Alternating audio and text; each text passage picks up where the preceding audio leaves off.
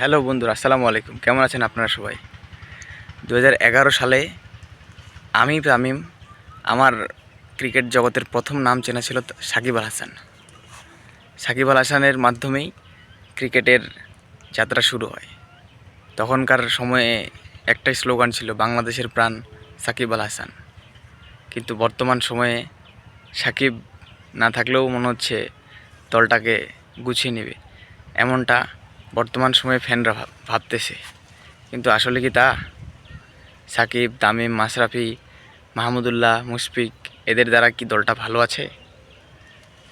যে অগোছালো দলটা তারা কত সুন্দর করে সাজিয়ে গুছিয়ে আজ এই পর্যন্ত নিয়ে এসেছে, তার মূল্য কি আমরা বর্তমান সময়ের ফ্যানরা দিতে পারছি?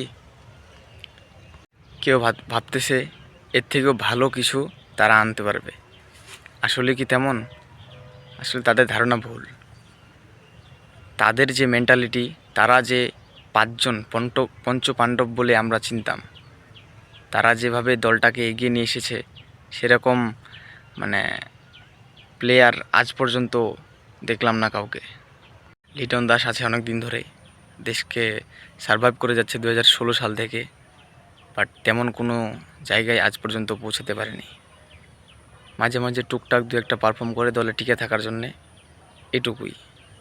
তেমন কোনো প্লেয়ার আসেনি যে দলটাকে এগিয়ে নিয়ে যাবে, গুছিয়ে নিয়ে যাবে, সেরকম কোনো প্লেয়ার আজ পর্যন্ত দেখলাম না। জানি না এটার ভবিষ্যৎ কী, তবে আমরা ফ্যান যারা আছি সবসময় চাইবো দেশের ক্রিকেটটা এগিয়ে যাক। বড় বড় টিম যারা আছে তাদের থেকে যারা আমরা মাথা উঁচু করে বলতে পারি যে দেশটা আমার, এই দলটা আমার,